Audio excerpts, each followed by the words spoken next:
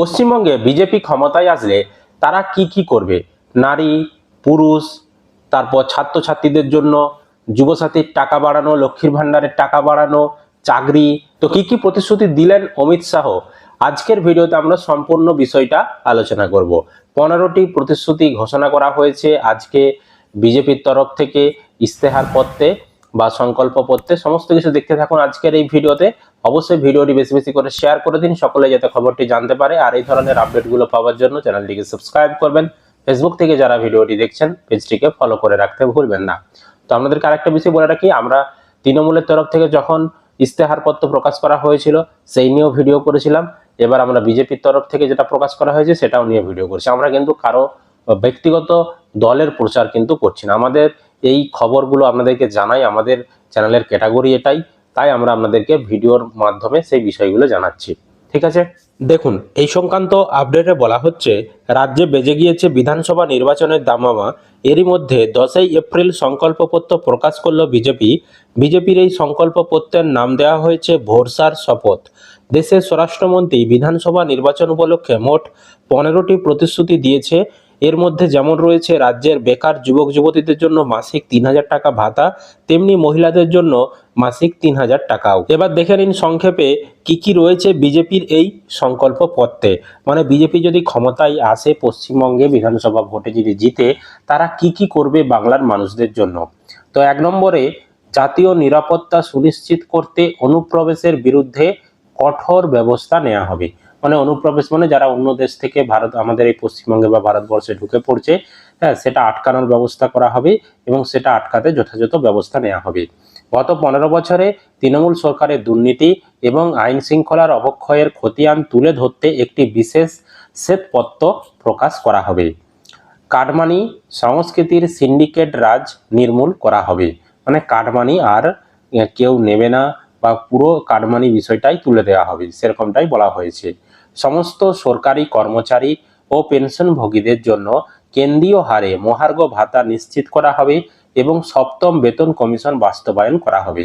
মানে পশ্চিমবঙ্গের যারা সরকারি কর্মচারী রয়েছেন তাদেরকে কেন্দ্র সরকার যেরকম বেতন দেয় সেই সমপরিমাণ হারে ডিএ যেটা রয়েছে সেই হারে কিন্তু দেয়া হবে, 7ম বেতন কমিশন দেয়া হবে। সুতরাং এক কথায় রাজ্য সরকারি কর্মচারীদের বা সরকারি কর্মচারীদের বেতন কিন্তু পশ্চিমবঙ্গে যারা রয়েছেন তাদের বাড়িয়ে দেওয়া হবে।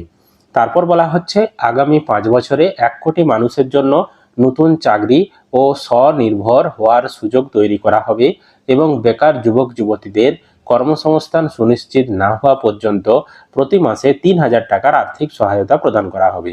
মানে বর্তমানে যে যুবসাথী প্রকল্পে 1500 টাকা দেয় টিএমসি সরকার, সেটা বিজেপি যদি ক্ষমতায় আসে তাহলে প্রতি মাসে তারাও বেকার যুবক যুবতীদের মাসে মাসে 3000 টাকা করে দেবে। তারপর বলা হচ্ছে মহিলাদের নিরাপত্তার জন্য থাকবে বিশেষ মহিলা পুলিশ ব্যাটালিয়ন, দুর্গা সুরক্ষা স্কোয়াড। রাজ্যের সমস্ত সরকারি চাকরিতে মহিলাদের জন্য 33% আসন সংরক্ষিত থাকবে। মহিলাদের স্বাবলম্বী করতে প্রতি মাসে 3000 টাকা করে আর্থিক সহায়তা প্রদান করা হবে। অর্থাৎ বর্তমানে যে টিএমসি যে লক্ষ্মীর ভান্ডার প্রকল্প রয়েছে যেখানে 1500-1700 টাকা দেওয়া হয়, সেটাই বিজেপি বলছে তারা যদি ক্ষমতায় আসে তারা মাসে মাসে 3000 টাকা করে আর্থিক সহায়তা দেবে।